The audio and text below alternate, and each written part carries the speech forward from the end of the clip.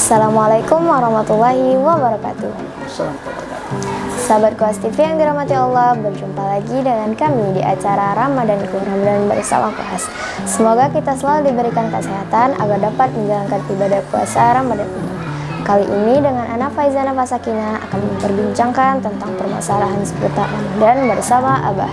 Assalamualaikum Abah. Waalaikumsalam warahmatullahi wabarakatuh. Apa kabarnya Abah? Sehat, alhamdulillah. Ana mewakili teman-teman Kuas TV nih Abah untuk bertanya. Ada yang bertanya nih Abah. Ya, silakan. Dalam bulan Ramadan ini selain berpuasa, umat Islam juga diwajibkan untuk membayar zakat Abah. Dan sering kita temui di masyarakat di setiap masjid ada badan ambil zakatnya Abah. Ya. Sebenarnya adakah syarat tertentu yang harus terpenuhi agar masjid tersebut bisa mendirikan badan ambil zakatnya Abah? Baik. Ananda Pak Iza dan juga pemirsa yang dirahmati Allah SWT, zakat adalah kewajiban yang harus kita tunaikan. Jadi yang sering Abah sampaikan, bunyan Islam al-khamsin, dibangun agama Islam itu atas 5 perkara. Di antaranya puasa yang kita tunaikan sekarang ini dan zakat yang akan kita keluarkan. Zakat Ananda Pak Iza itu ada 2, ada zakat fitrah, ada zakat mal. Kalau zakat fitrah itu bergandeng dengan Ramadan, tidak bisa di lain waktu. Makanya zakat fitrah hanya dilaksanakan kata Imam Syafi'i dari awal Ramadan sampai ke khotib naik ke atas mimbar khutbah Idul Fitri. Kalau khotib sudah turun dari mimbar, maka tidak ada disebut dengan zakat fitrah. Itu kata ulama. Sedangkan zakat mal itu tidak ada waktu. Yang penting selama sampai haul, batas tahun, nisab takarannya sudah pas, timbangan sudah pas, maka wajib mengeluarkan zakat. Jadi kalau dia punya harta di bulan Syawal, maka dia mengeluarkan harta berikutnya di bulan Syawal akan datang. Apabila hartanya sudah sampai 85 gram emas, takaran konversinya. Kalau dia punya barang, kalau dia punya harta sudah di atas 85 gram emas, ya kurang lebih sekitar 90 sampai 100 juta, maka dia wajib untuk mengeluarkan zakat berapa? 2,5%. Sedikit, tidak banyak. Ya, maka keluarkan dengan simpel. Kenapa? Hud min amwalihim shadaqatan tutahhiruhum wa tuzakkihim biha. Ambillah dari harta mereka untuk mensucikan jiwanya dan juga untuk mensucikan harta. Jadi kita mengeluarkan zakat itu bukan membebani kita, tapi justru mensucikan diri kita dan juga menyempurnakan hidup kita. Dalam definisi ilmu fikih Ananda Faizan dan juga pemirsa, zakat bermakna numu. Ya, zakat itu artinya berkembang, tumbuh. Artinya juga suci. Maka ketika kita mengeluarkan zakat bukan kurang. Kalau misalnya hari ini kita mengeluarkan zakat 50.000 yang tertinggi, ya itu sebenarnya tidak hilang uang kita, tapi justru itulah yang akan kita dapatkan dan itu akan kita terima nanti di hadapan Allah. Kenapa? Karena kita saving untuk akhirat kita. Tapi uang yang kita gunakan untuk ke mall, uang yang kita gunakan untuk belanja online, uang kita gunakan untuk belanja macam-macam, hilang di dunia. Kita makan, akan masuk ke perut dan kemudian hilang besok paginya ketika kita BAB, artinya tidak bermakna. Tapi yang kita zakatkan, yang kita infakkan, yang kita sedekahkan, bernilai besar si Allah SWT. Nah, ketika bicara zakat, Anda dapat zakat, itu tidak sembarangan. Maka ada panitianya. Kalau bahasa lainnya dikenal dengan amilu zakat. Jadi bedakan, kalau bahasa kita panitia, bedakan antara panitia dengan amil. Karena amil itu harus ada syarat-syarat tertentu, sebagaimana tadi ditanyakan. Kalau panitia bisa siapa saja, karena panitia itu tergantung pada SK dari pengurus masjid. Tapi kalau amil, orang-orang yang bersyarat dan khusus untuk mengambil dan menjalankan perintah untuk bekerja. Makanya di situ Ananda Pak Iza menggunakan kata amilina alaiha, yang beramal kepadanya, artinya bekerja. Maka kalau bekerja berarti dia yang berusaha untuk mengumpulkan, kemudian dia membagikan dan dia mendata. Bukan yang punya SK bagian penanggung jawab. Tak katip kerja, tahu dapat zakat juga, oh itu salah. Tapi yang disebut dengan amil yang bekerja betul-betul yang bekerja. Makanya kalau kita di Indonesia ada aturan, diatur dalam undang-undang zakat, seorang amil itu di-SK-kan oleh badan amil zakat setempat. Kalau di kota di-SK-kan sama badan amal zakat kota Jambi. Kalau di provinsi disahkan oleh badan amil zakat provinsi.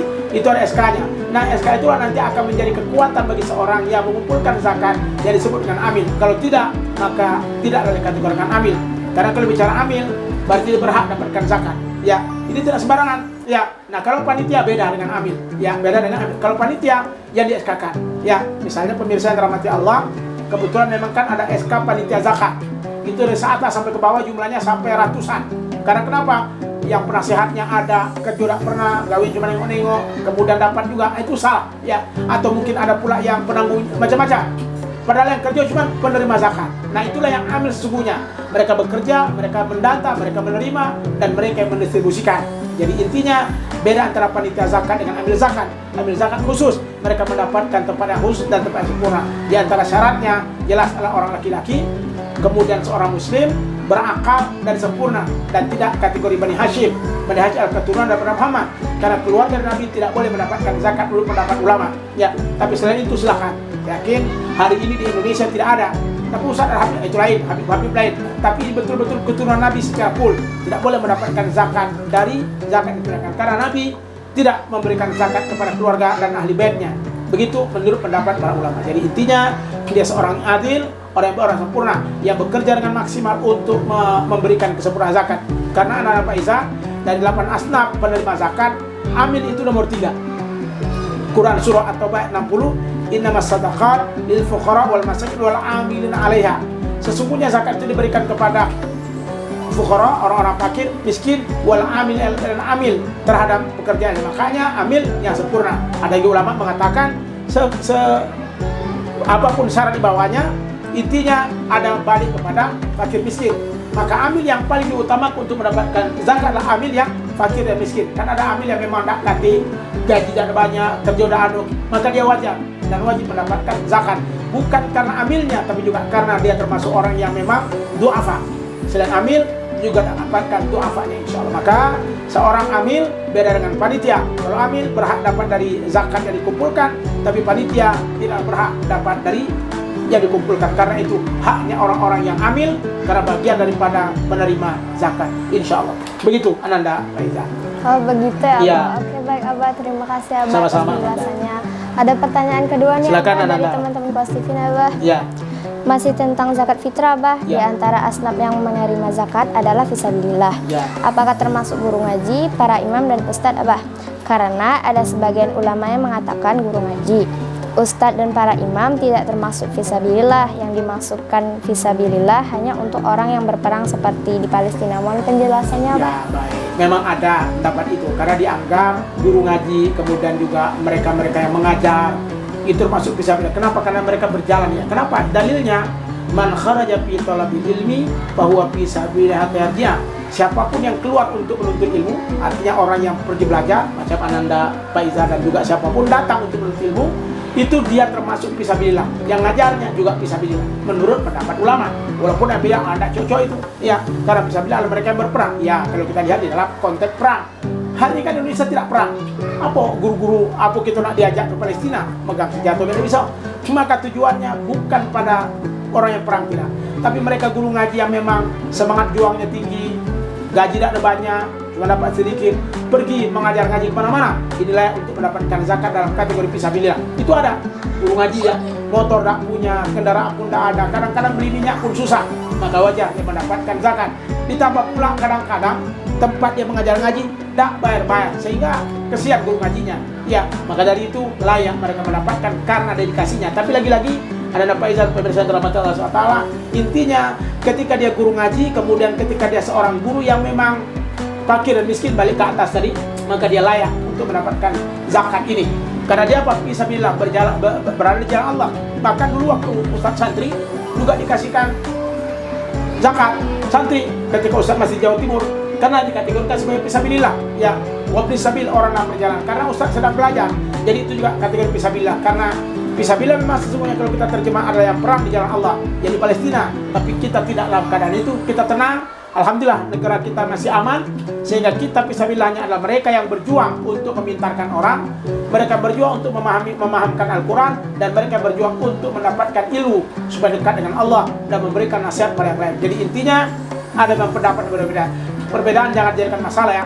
Makanya biasanya pagi-pagi Abah sering mengkaji tentang Mausu al-Fiqh ala Mazahibil Arba'ah, yang berbeda tentang fikih 4 mazhab. Itu setiap kali ada satu hukum berbeda pendapat ulama. perbedaan bukan masalah, tapi perbedaan menjadi sebuah dinamika yang baik. Sama dengan ini tadi, ada yang membolehkan, ada yang tidak. Tapi intinya tujuan untuk memberikan zakat kepada guru ngaji atau kepada guru-guru yang masih sangat di bawah garis kemiskinan adalah sesuatu yang layak, karena mereka berjuang di jalan Allah untuk memintarkan orang baca Al-Quran, untuk memahamkan orang tentang agama, untuk mendekatkan diri mereka kepada Allah. Maka orang seperti ini layak untuk mendapatkan zakat lantaran mereka termasuk orang yang berada di jalan Allah SWT. Begitu Ananda Faizal, insyaallah. Oh begitu ya Abah. Ya. Oke baik Abah, terima kasih Abah atas Sama-sama, penjelasannya. Itu semua sangat bermanfaat sekali bagi kita semua, terutama bagi Anda pribadi.